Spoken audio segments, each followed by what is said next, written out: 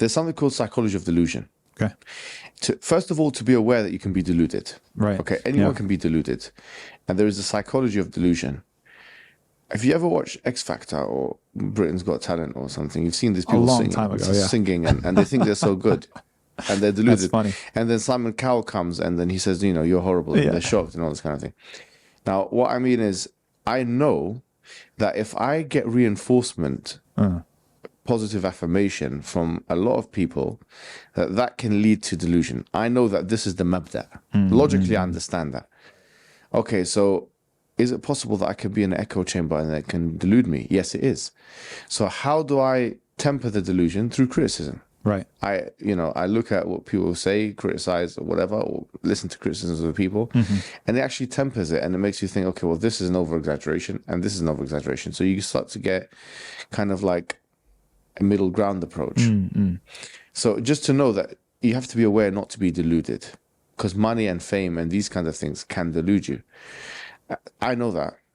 I know that very well, that that I can be deluded, and so I try and be around people who will tell me that these are things that you need to work on spiritually as well.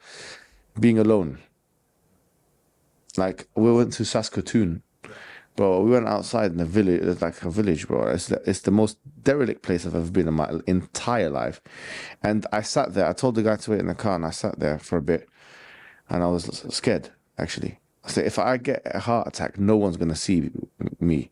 No one's gonna know anything. Like anything happens to me, bro, because there was no noise. Yeah. There was no. I saw a farmer driving his car. He was a farmer. I was thinking, what's this guy? What's he doing here? How could he live here? How could anyone live here? You know? Yeah. It's not like that's good. It's going out to a place called Regina. Okay, I've heard of it. I've never been. Yeah, it sounds like a very dirty word, but it's not. It's not. It's not what you think. It's called Regina. Yeah. Anyway, so we go in there, and I was sitting and I was thinking, Subhanallah, like, you know what I mean? Wow, like this is. I was actually having a spiritual moment. I was, wallahi. I was thinking, what am I when I remove everyone else from the equation? I remove millions of people commenting, remove family, remove friends, remove everything, and all I have is Allah.